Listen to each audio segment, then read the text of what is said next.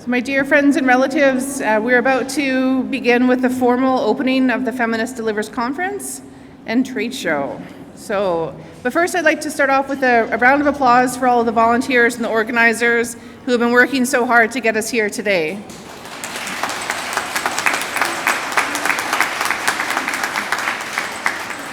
So to start us off, I'd like to invite up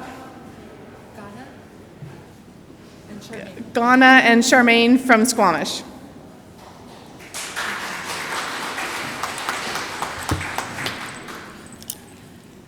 Thank you. On Hot Squalls, welcome each and every one of you. Sorry about that. It's a good day. It's a good day to be here. Just want to say a few words around the report, the inquiry on the murdered, missing Indigenous women and girls. Still trying to understand everything and all the 200 plus recommendations, action items that need to be taken, not only by the federal government, by law enforcements across Canada. So it's a bit of a emotional day, but also to acknowledge the survivors of our women who were stolen from their families. In the Squamish Nation, we have a few from the Anton family. We recognize and respect all those who are still not knowing where their loved one is, those that are still missing. And we acknowledge the mums, the grandmothers, the sisters, the aunties, uncles, their children.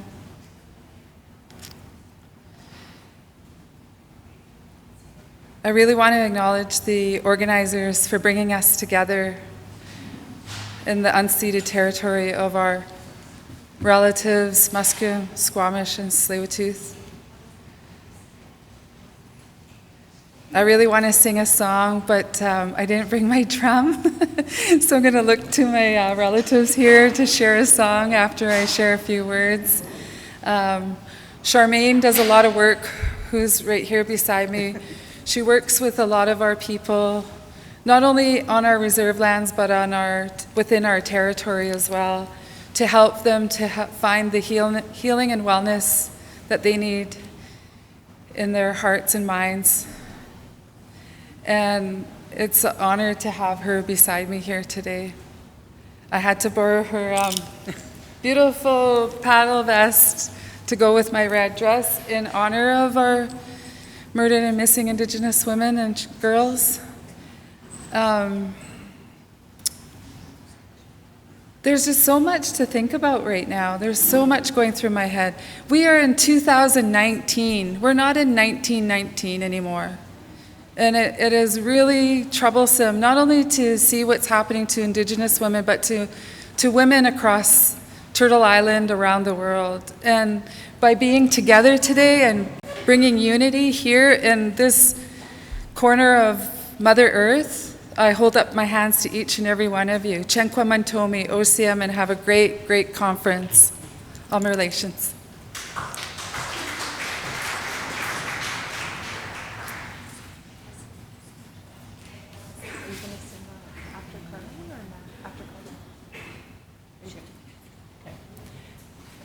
Next, I'd like to invite up Cecilia from Musqueam.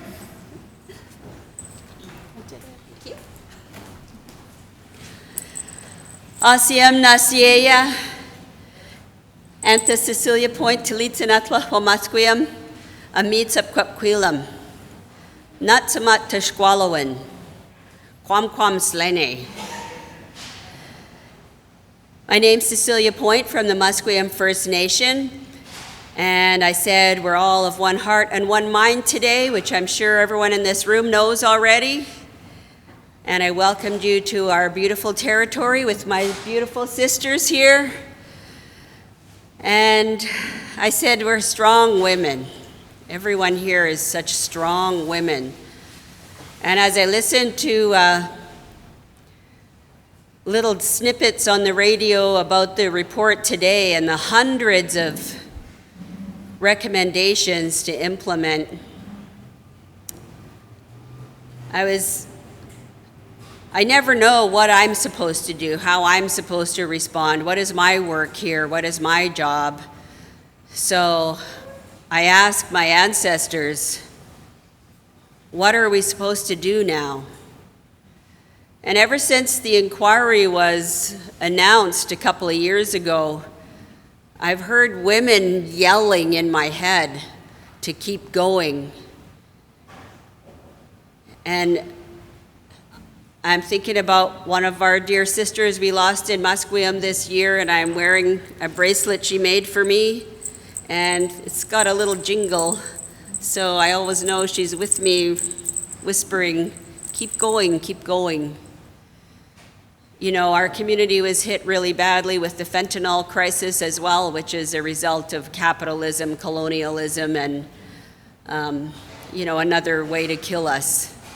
I mean, my message to the government of Canada is to stop killing us. How about stop killing us? Make that the number one recommendation. So I was very fortunate this morning to welcome teachers from across Canada, and I thank them for working with the next generation, because all of us are putting a lot of hope in our sons and daughters going forward. My heart is in my throat every time my daughter leaves the house. And it shouldn't be that way. We shouldn't have to be the ones, I hear it so often, we shouldn't have to be the ones that are always concerned about our safety. How about just stop killing us? Stop raping us, stop abusing us, so that we can walk freely in our beautiful territory. So our job today, as my sister Rhiannon reminds me sometimes, is to open the floor for the work to take place here today. So I'm so honored and proud to sit here today with my sisters from Squamish and Tsleil-Waututh. We were talking in the back room, and we realized how we're all related, and we're not fighting with each other. See these women here from the Three Nations? We're not fighting, we're working together. Oh, our kids know each other. So in closing, I just want to say I had the honor of welcoming the great Angela Davis a couple of years ago. And thanks to Angela Marie McDougall putting that together for us. And I always remember something she said. You know, the women are starting to move to the front. We're throwing our fear away and we're moving to the front. And as we take our place at the front, we're going to run things the way women do. We're going to be collaborative and cooperative. We're going to have safe spaces for our children. And we're going to be stronger together. Osiem.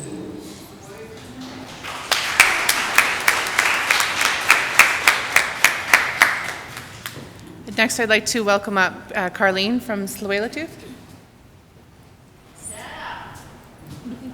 Whoa, I got a fan out there. CM ni siaya ay tanishkwalawan. Kwatsi kwatsnala ihui anta ansachalot anta manas antaya isiak makslahot siam anta imath kwethan sachalot kwethlahot siam. Hai sepka meet sep kwatwilam I hamaskuyum I skoholtmish I slawatatamat. So what I said to you in the very teeny tiny bit of my language that I know called Hunklamitnam or Downriver Halklamelam was, my respected friends, the feelings I have inside, or I feel really good to see you and to be with you here today. And in Coast Salish way, I shared with you I introduced myself to you with my ancestral name. I carry the name Ansachalot. And in Coast Salish way, I shared with you who my parents are and who my grandparents are. And we do that for a number of reasons, but the most important is that informs you, the audience, that I know who I am. I know where I come from. And now that I'm a Welmochta, I know what my responsibilities are. I am a grandmother, 5 beautiful grandchildren. So my parents are Ernie and Deanna George. My father is the current hereditary leader of my people. My grandparents are the late hereditary chief John L. George. He was a co-founder of the Union of BC Indian Chiefs alongside George Manuel and many others, fearless leaders back in the 60s.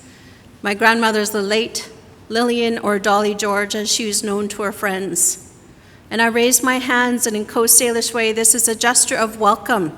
It's a gesture of gratitude. Hi, Tsetka, thanking all of you. Meet Sep Putwilam, and I'm welcoming you home here to the homelands and waters of the Musqueam, the Squamish, and the Tsleil-Waututh people. And I got to take a poke at my cousin Debbie here. Yeah, we don't fight. It was just really cute, because we don't.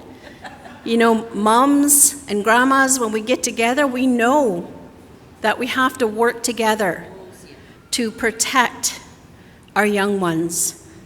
Not only do we protect our young ones, but we protect the young ones that belong to you, that have chosen Vancouver to be their home. And so we welcome you here. I'm grateful to be here today. I was checking in with Rhiannon earlier. I'm like, okay, what's the difference between feminists deliver and women deliver? And hell, it's right here. You're the activists. Here we are. So it really got me thinking, you know, there's still so much decolonizing that has to go on, especially even within women's groups, even with women who are trying to do the good work. There's still that decolonization that has to carry on, and I'm grateful to be here today to share today with you. It is incredible that we're here on this day, the heart of the trauma and the pain of the missing, murdered Indigenous women and girls. There's a sign there. And for me, it's just bringing us all together and recognizing there is a lot of work to do. And we have to figure out, using our own skills and talents and gifts Creator has given us, to help move this work forward, to help bring that healing to those who have gone missing and who have been murdered, for their loved ones that are left behind. And remembering also that their spirit needs that rest, needs that consolation as well. I've been asked to, because Debbie said she wished she could sing a song. She doesn't have a drum. Cecilia says, oh, she has a drum, but what song are we going to sing? So she says to me, back in the 80s, when my late, great visionary leader, Uncle Len George, became our chief, he asked his family if he could gift Chief Dan George's prayer song to the Coast Salish peoples so that we could have our own anthem. Because everybody sings. We needed something that brings us together. So I've been asked to lead you in the Coast Salish anthem.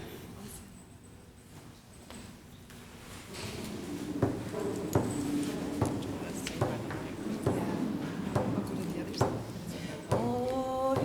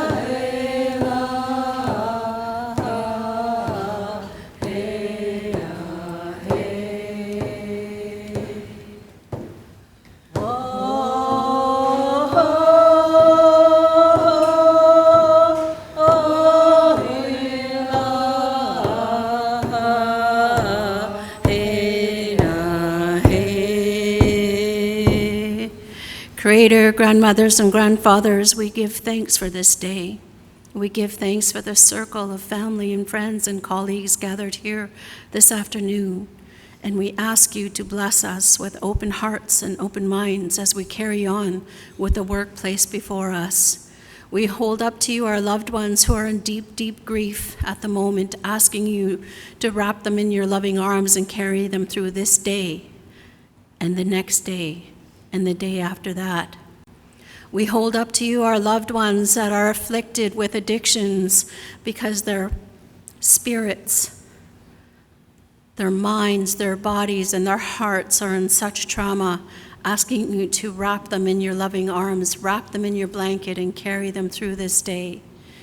For these and other intentions we have in our hearts, we leave with you this afternoon, Alma Relations.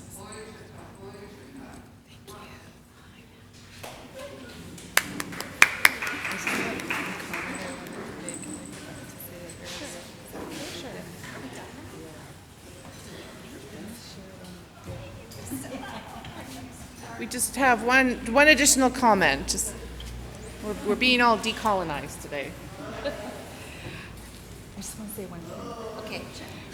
Okay. Thank you, Carlene, for the beautiful song and prayer, and I hope each and every one of you are Esemquod wrapped in the invisible blanket that you can visualize in your mind and in your heart. But I also want to acknowledge Sequoia.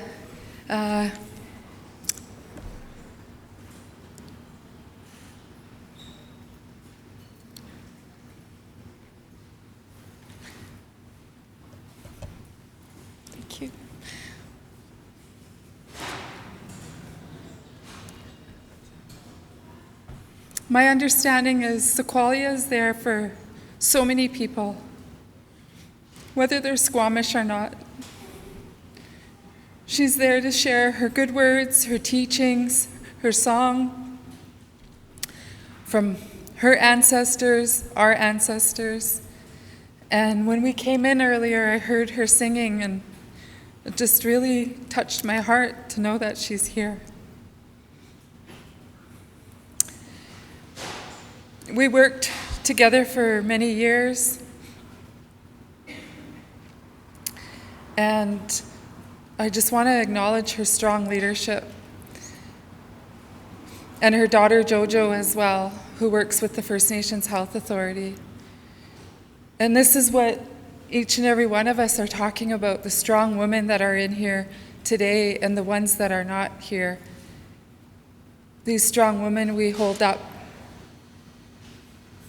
and we acknowledge. And one of the teachings I was shared with earlier from my Auntie Gwen was in regards to always acknowledge our ancestors, and I forgot to do that earlier, so I just wanted to share those few words before we leave. And again, thank Angela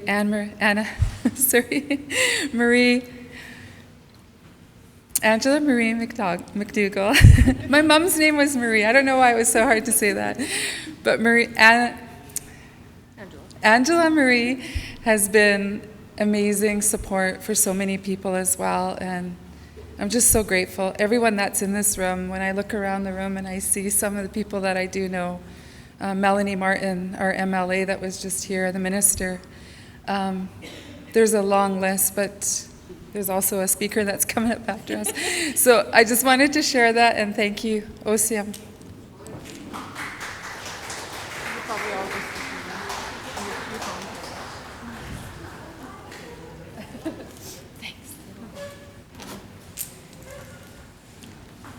So one of our values at Feminists Deliver is decolonization.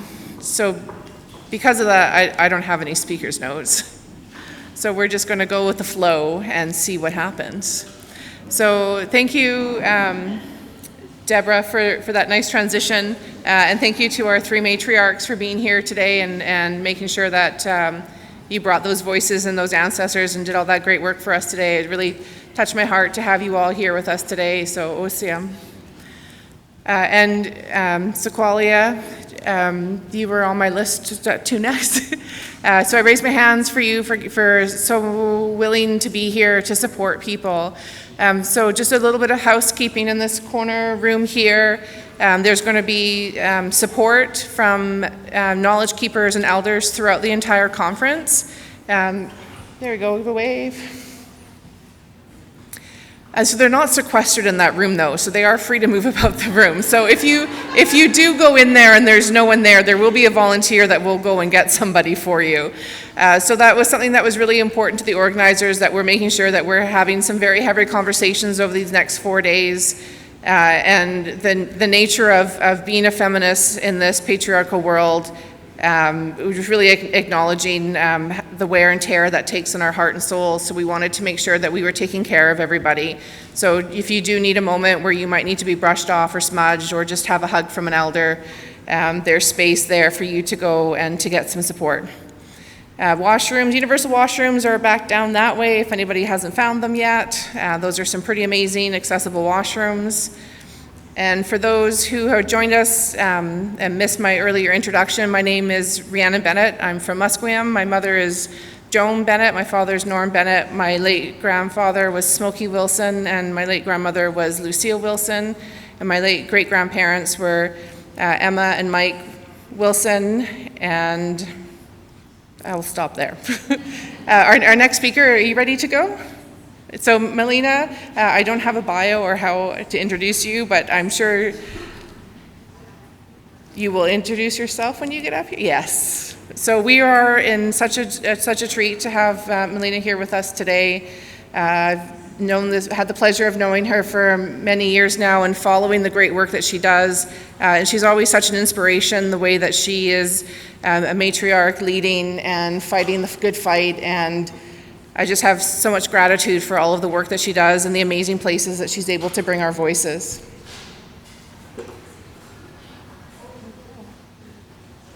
You too.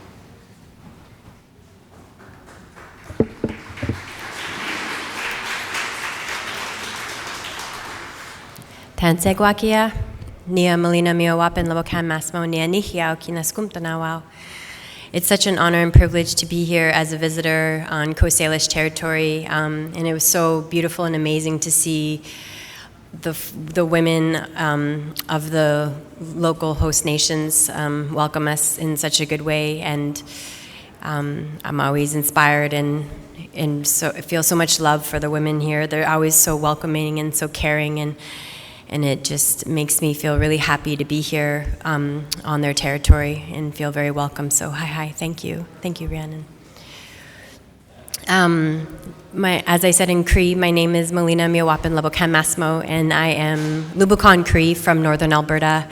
I'm going to show a bit of a slideshow to talk about environmental and climate justice and gender justice and how those different movements intersect.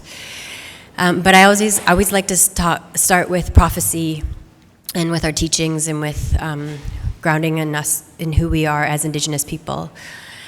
And this prophecy speaks of a time during the seventh fire when our people will have a choice between two paths. The first path is well-worn and scorched. The second path is green and new. It is our choice as communities and as individuals how we will proceed. And this is from Anishinaabe scholar Winona Leduc, who is the ED of Honor the Earth.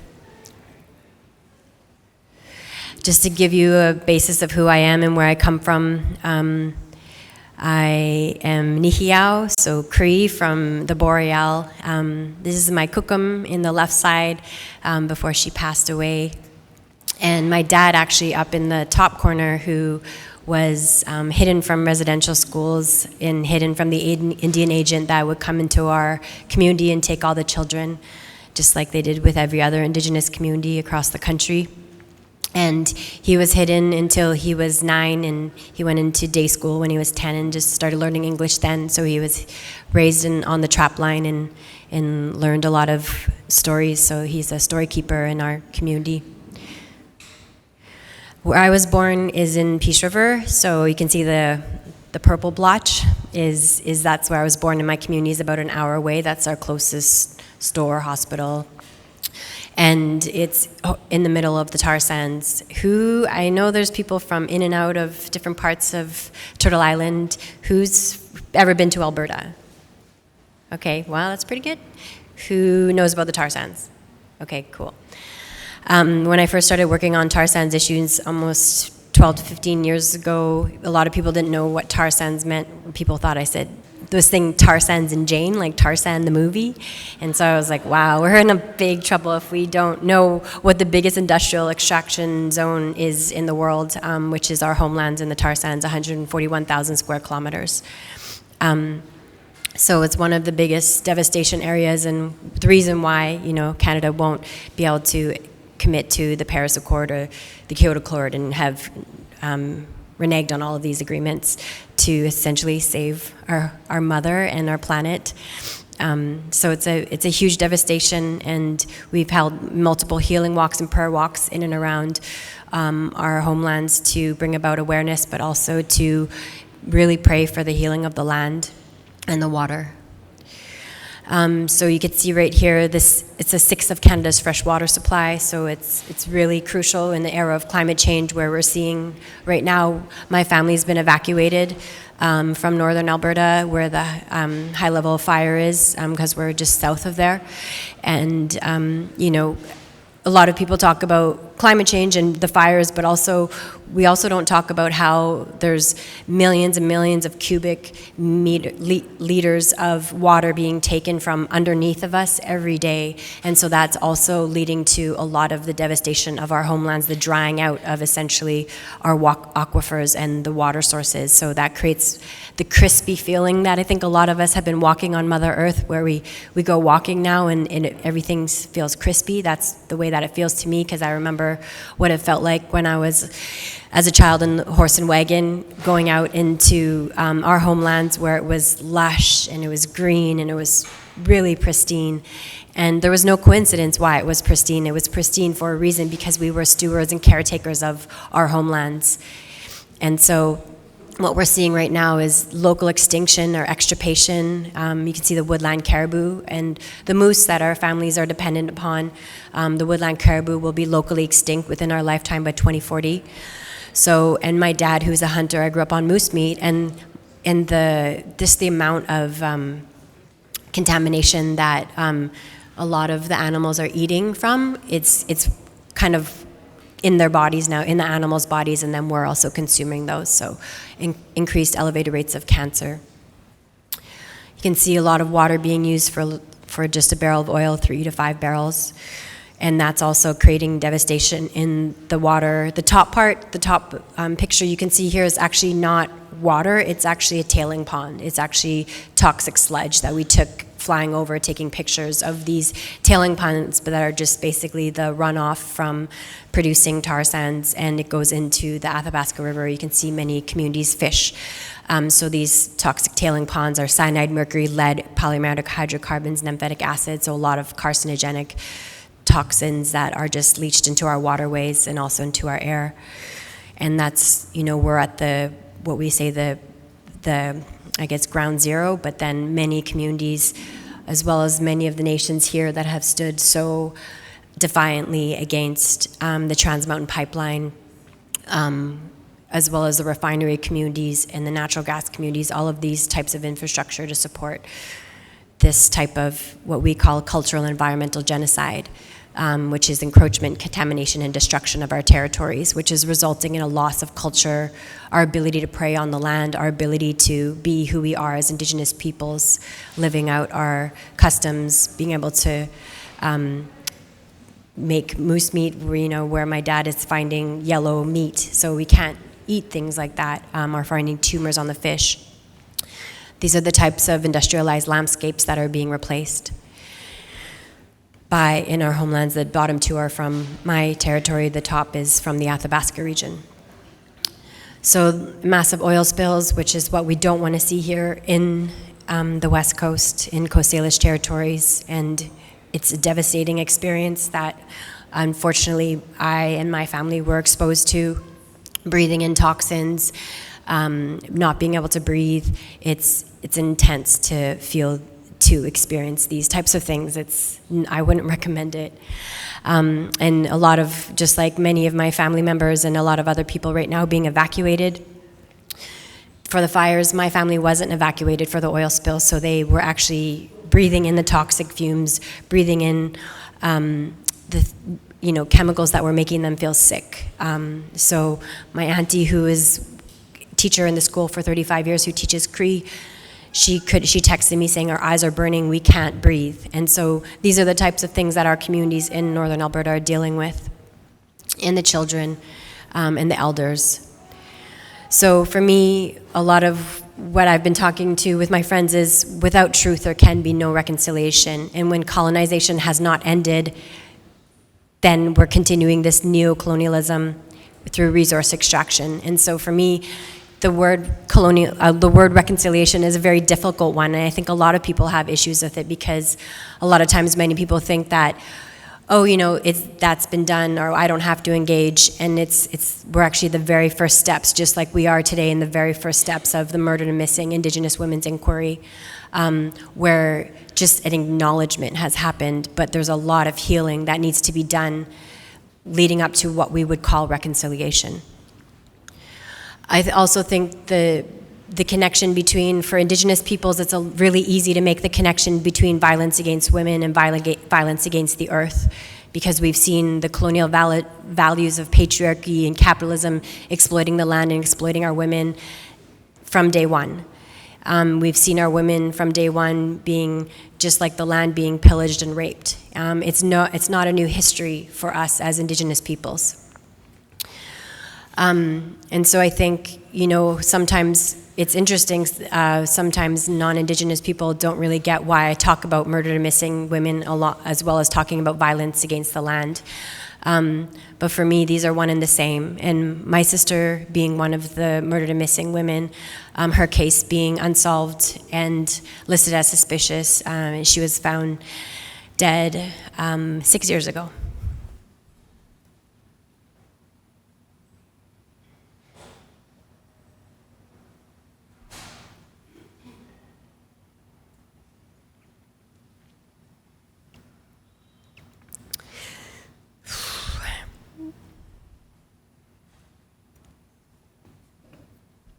I think, like many of us this morning, have been crying a lot of tears and really missing our loved ones today.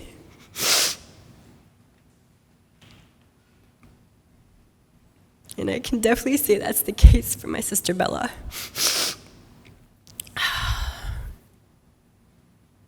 Thank you.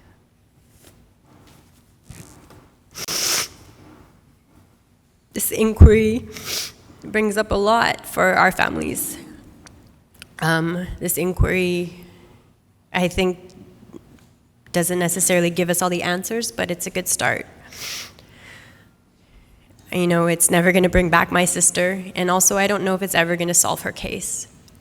It was a lot of frustrating and just mind-boggling experiences dealing with the police trying to get answers for my sister's death. And I don't know if the inquiry will ever be able to deal with that. I think it's really important for us to make these connections between violence against the land and violence against our women, because our women are the carriers of water, but also the carriers of our culture. And Bella was one of those people for us and our family. She was continuing the tradition of learning how to make hide and make moccasins and make all of the ceremonial items for our family, along with my sister Maria. And it's a big void that she's left in our life from being taken. I think for many of us, there's thousands of us experiencing the loss of daughters, sisters, aunties, mothers, friends. And I think we can never forget that families are not only fighting for our women, but we're also fighting for the very land and the very existence of who we are as Indigenous peoples.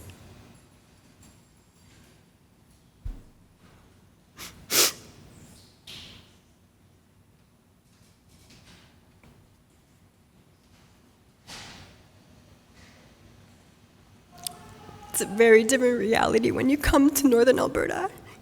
What's happening? It's unspeakable.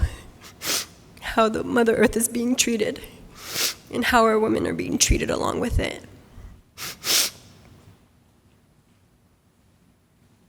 And that's one of the things that we put forward when we testified for my sister's case, was please make the connection between industrial extraction zones and violence against women.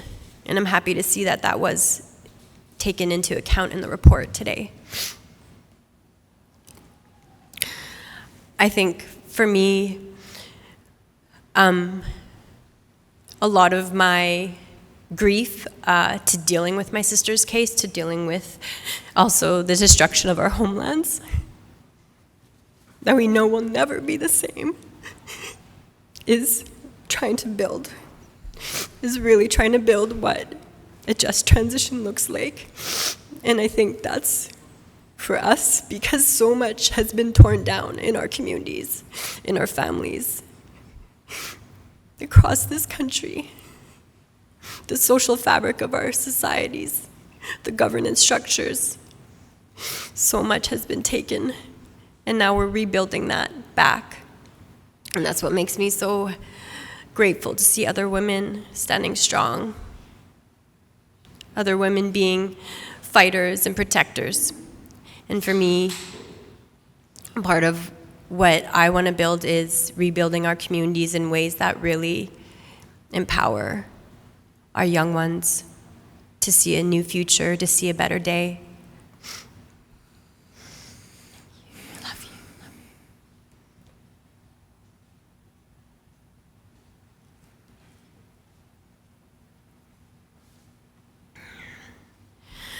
I think we've never, there's these new catchwords that a lot of the renewable energy or the clean energy sector likes to use, these phrases of returning to zero waste communities, which we've always been. It's nothing new to Indigenous communities.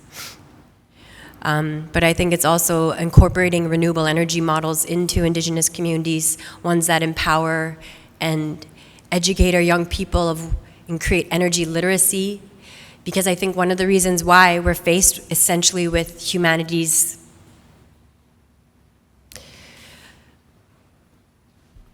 extinction within the next 10 to 12 years, literally. It's what the IPCC has said. It's one of the biggest justice issues of our time.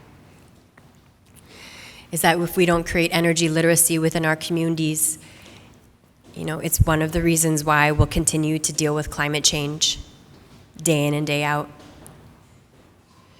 From an Indigenous perspective, our worldview and philosophy is much more in line with renewable, regenerative technology as opposed to extractive fossil fuel extraction. And this is, we talk about the reciprocity of Mother Earth. We talk about the importance of that, and that's what, my kukum and my musum, raising my dad, and eventually when the kids came home to day school, my aunts and uncles that all went to residential school, they talk about my musum that would walk with him in the trees, and the kids as they were young, they would pull at the trees and they would pull the leaves, and my musum would turn to them and say, "Hey, what did that tree ever do to you?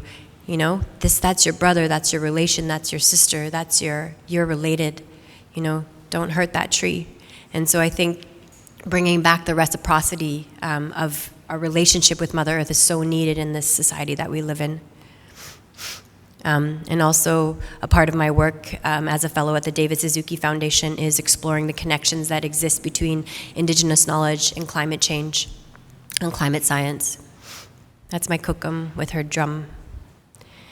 And that's my cousin there. We're making hide in my community in Low Buffalo, and I'm planting rat root, which is a medicine, a powerful medicine, an immune booster that lives in the muskeg in our homelands. And that's what we're replanting because it's harder and harder to find the medicines, the berries, all of the things that keep us well. So that's why I decided to start implementing community-based solar initiatives in my community, but also in other communities. This is the first day that we've ever brought solar panels into my home, into my territory, into our territory in Laboucane. And that's Carlton. He was a 21 at the time, and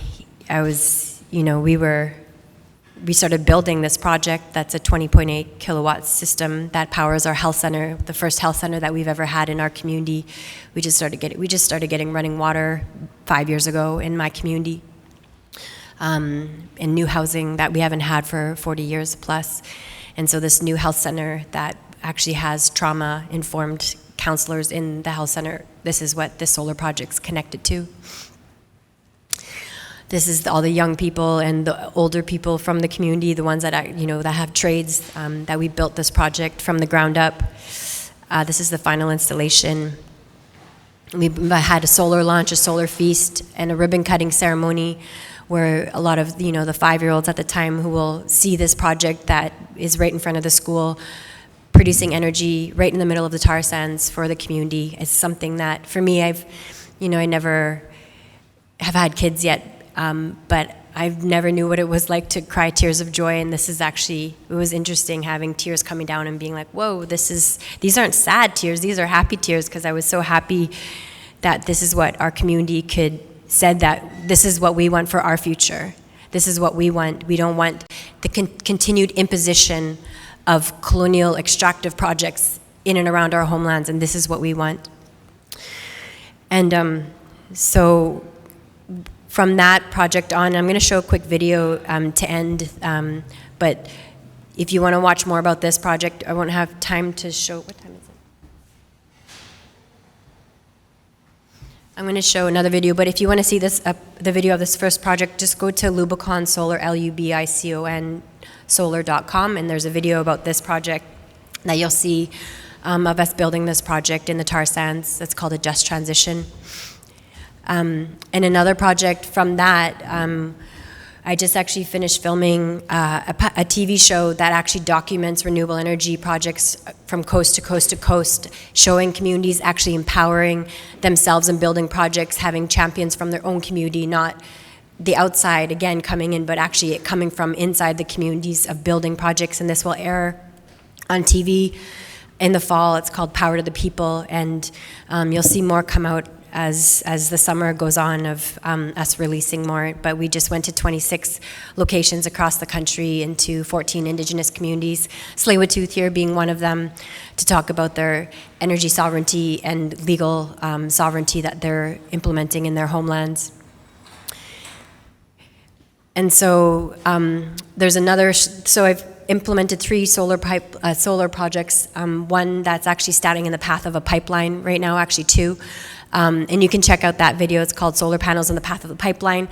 And it's basically about the Trans Mountain Pipeline project and how a lot of communities are standing in opposition to that, as we know. But I'm going to show a quick video actually right now of the third project that we actually just implemented. And it makes the connections between violence against women, industrial extraction zones in our homelands. So, hi, take a quick look.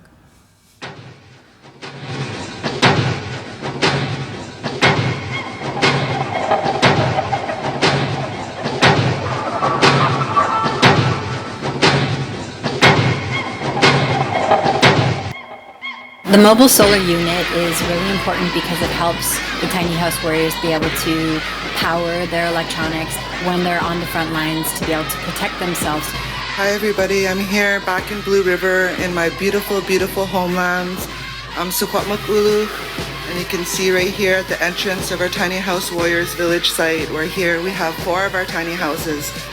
We come from 180,000 square kilometers of territory that this pipeline proposes to go through. And we need to be able to document all of these, document the construction that's continuing to happen, but also our safety, because we are, battling against a big oil and gas industry. By having this mobile unit, the solar unit, it allows us to be able to charge our phones, our cell phones, for safety.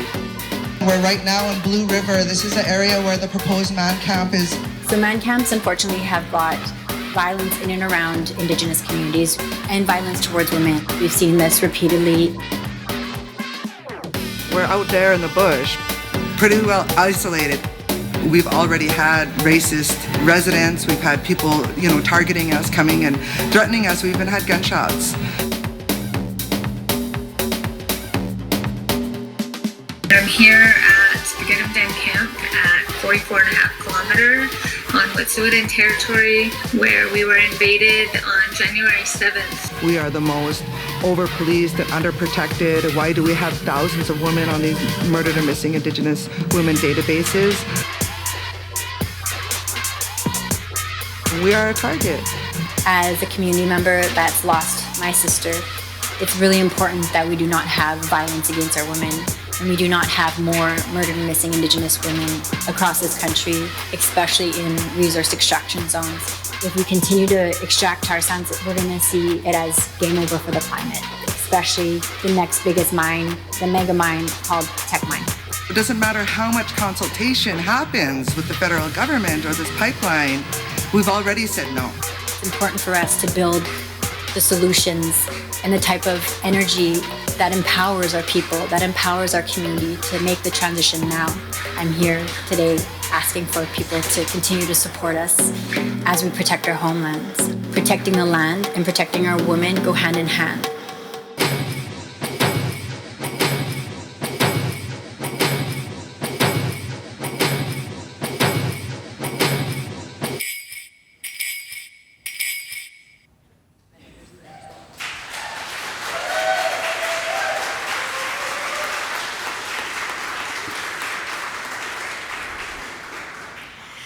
I feel like that's like kind of like when you build solar projects, it's like kind of like a big fuck you to patriarchy, you know?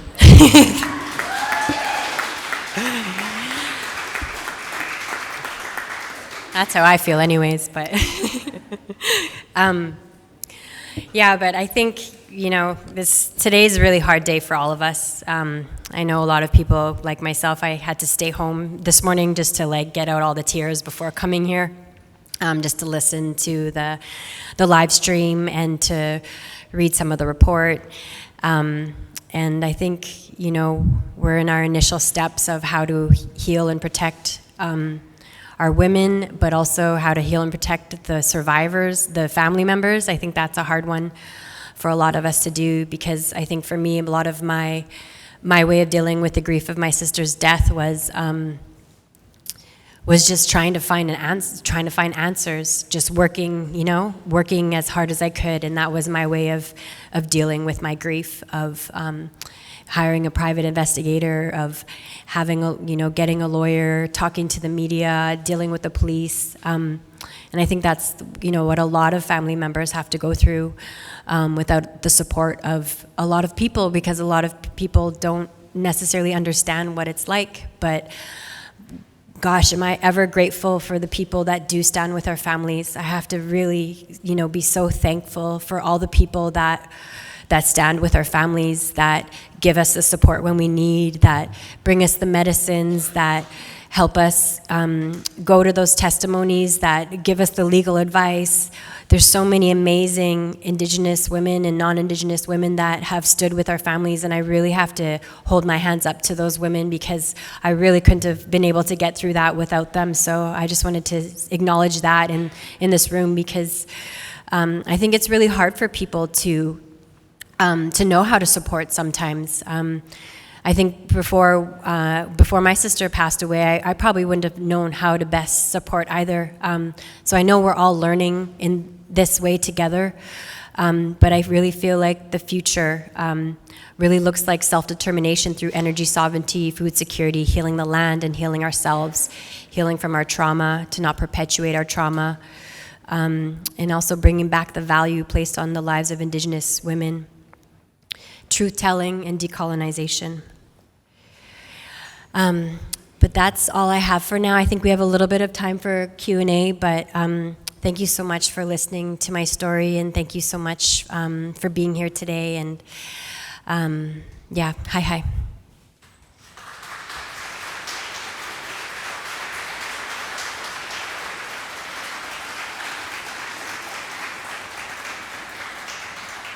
There are mics at the back of the room. If you have a question, put your hand up and a runner will get you a microphone.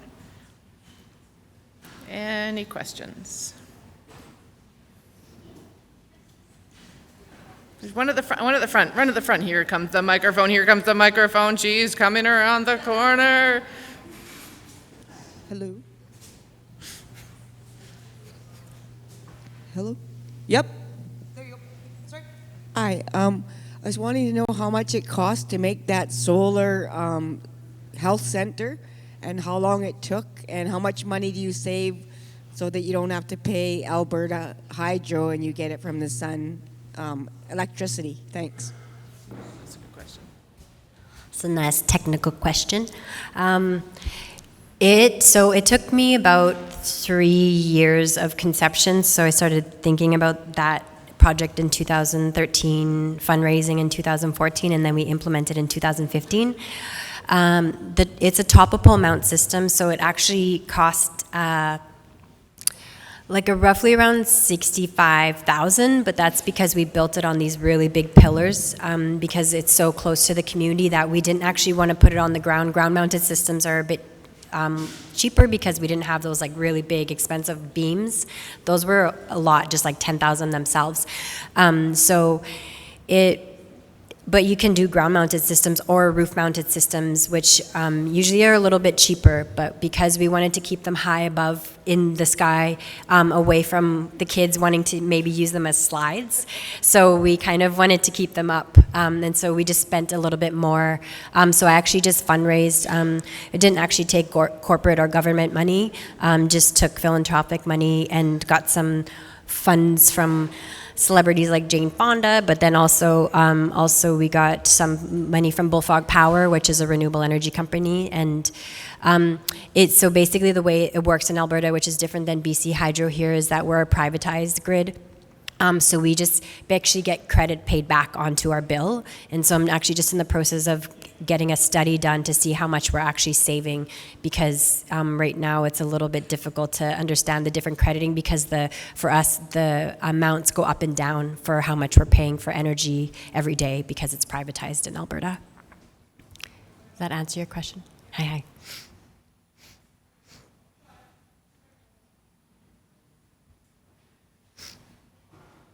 More questions?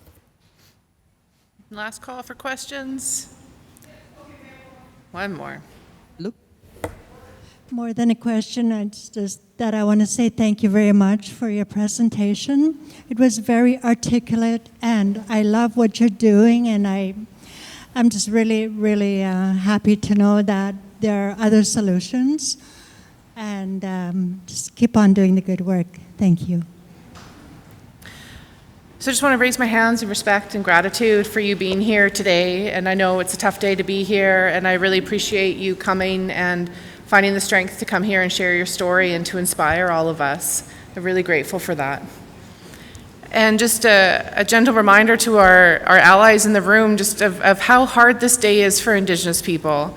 And just to be really mindful of that just because we might look okay on our face, it's in our gut. Like today is a really hard day for each and every one of us, whether we are directly impacted or not. We're all impacted. Those are all of our nieces and all of our aunties and all of our grandmas, and it's a tough day for each and every one of us. So I just wanted to remind everybody of that again. So we have a bit of a break now. Yes, you gotta move, use the amatout. Oh, amatout, good word. Who knows what amatout is? Well, is anyone? Amatout? Who might need the amatout? Amatout, what does it mean? It's the place where you sit down. And what might you be doing while you're sitting down? I'll leave that to you to do. But that is what the amatout is. So amatout's that way, coffee, and we are reconvening, 10 minutes? 10 minutes.